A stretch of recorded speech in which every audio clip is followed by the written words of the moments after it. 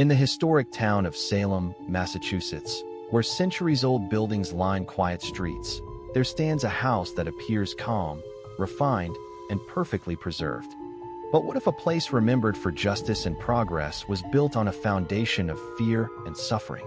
And what if the past, once buried, never truly left? Tonight, we explore a house where history and mystery quietly intersect, the Joshua Ward House. The Joshua Ward House is located in Salem, Massachusetts, United States, a coastal city roughly 16 miles north of Boston. Salem is best known worldwide for its role in the infamous Salem witch trials of 1692, an event that has left a lasting psychological and cultural imprint on the region. The town is filled with colonial-era architecture, narrow streets, and historic waterfronts that reflect its long maritime and legal history.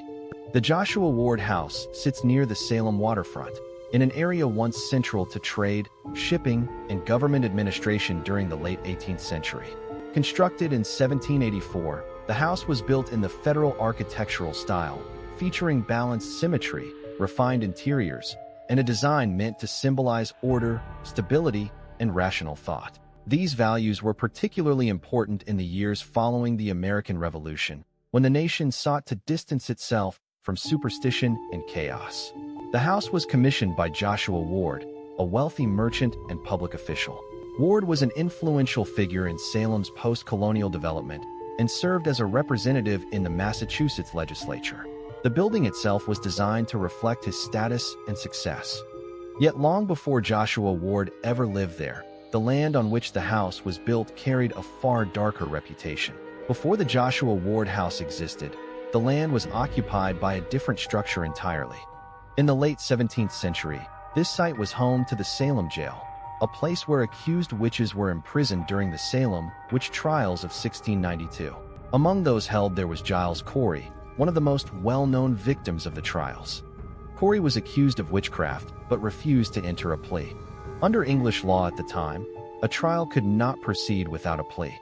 As punishment, Corey was subjected to a method known as pressing, where heavy stones were placed upon his chest in an attempt to force a confession. This punishment took place outdoors, near the jail, over the course of several days in September 1692. Giles Corey never confessed. According to historical records, his last reported words were, "More weight." He died as a result of the punishment, becoming one of the most haunting symbols of injustice in American history. After the witch trials ended, Salem attempted to move forward. The jail was eventually demolished, and decades later, Joshua Ward constructed his home on the same land. While there is no evidence that Ward intended to build over a site of suffering, the historical connection remained quietly embedded beneath the foundation. Over the centuries, the Joshua Ward House has developed a reputation that goes beyond its architectural beauty. Staff members, visitors, and overnight guests have reported a range of unexplained experiences that have fueled its status as one of Salem's most talked-about locations. Some guests have described hearing unexplained knocking sounds, particularly at night. Others report footsteps in empty hallways, even when no one else is present. These sounds are often described as slow and deliberate, not random creaks common in old buildings. One of the most frequently mentioned experiences involves a sensation of pressure on the chest during sleep.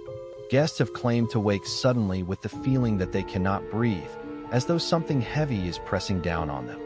This experience has drawn obvious comparisons to the death of Giles Corey, although no direct connection can be proven. There have also been reports of sudden drops in temperature in specific rooms, despite consistent heating throughout the building. Some people describe an overwhelming sense of discomfort or sadness when standing in certain areas, particularly near the lower levels of the house. It is important to note that these reports vary widely and are subjective. No physical evidence has ever confirmed paranormal activity. Still, the consistency of certain themes over time has kept the stories alive. Several former staff members have publicly spoken about their experiences while working in the house when it operated as a hotel and restaurant.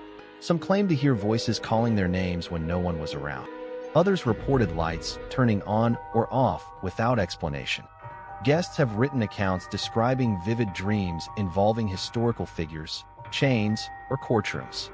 These dreams often felt unusually realistic and emotionally intense, according to those who experienced them. One frequently cited testimony comes from a guest who claimed to feel an overwhelming sense of fear without knowing why. They reported leaving the building late at night, stating that the atmosphere felt heavy, even though nothing specific had occurred. While these accounts are compelling, they remain anecdotal. None were recorded under controlled conditions, and many were shared years after the events occurred. The Joshua Ward House has been featured in numerous books, walking tours, and television programs focused on Salem's haunted history. It has become a regular stop on guided tours, particularly during the month of October, when Salem experiences a surge of visitors interested in its past. Local media coverage has generally treated the house with cautious curiosity rather than sensationalism. Historians often emphasize the importance of separating documented history from folklore. At the same time, paranormal investigators have been drawn to the site, conducting overnight stays and recording audio and environmental data, though no definitive findings have been produced. Public opinion remains divided. Some see the house as a powerful reminder of historical injustice, while others view the paranormal stories as the natural result of suggestion and atmosphere. From a scientific perspective, many of the reported experiences can be explained through environmental and psychological factors. Old buildings naturally produce sounds due to temperature changes, settling foundations, and airflow within walls. The sensation of pressure on the chest during sleep is commonly associated with sleep paralysis, a condition where the brain wakes before the body can move. This phenomenon is often accompanied by vivid hallucinations and a feeling of dread. Additionally, Salem's reputation itself plays a significant role. Visitors arrive expecting mystery. This anticipation can heighten sensitivity to normal sensations, making them feel unusual or threatening. Carbon monoxide exposure, electromagnetic fields, and low-frequency sound waves have also been studied as possible contributors to feelings of unease in historic buildings, though no such hazards have been confirmed at the Joshua Ward House. The Joshua Ward House continues to attract attention because it sits at the crossroads of documented history and unanswered questions. It is not just a haunted house story, but a physical reminder of one of the darkest chapters in American legal history. The connection to the Salem witch trials gives the location symbolic weight. Even without paranormal claims, the knowledge of what occurred on that land is enough to provoke reflection and discomfort. Books, documentaries, and academic discussions continue to reference the site when examining how communities remember and reinterpret past trauma. The house represents how progress and injustice can occupy the same space, separated only by time.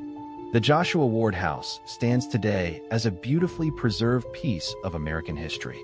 Its walls tell a story of wealth, rebuilding, and civic ambition. Beneath that story lies another, one of fear, punishment, and irreversible loss. Whether the reported experiences are echoes of history or products of the human mind remains an open question. What is certain is that places remember, even when people try to forget. As visitors continue to walk its halls and historians continue to study its past, the house invites us to ask a final question.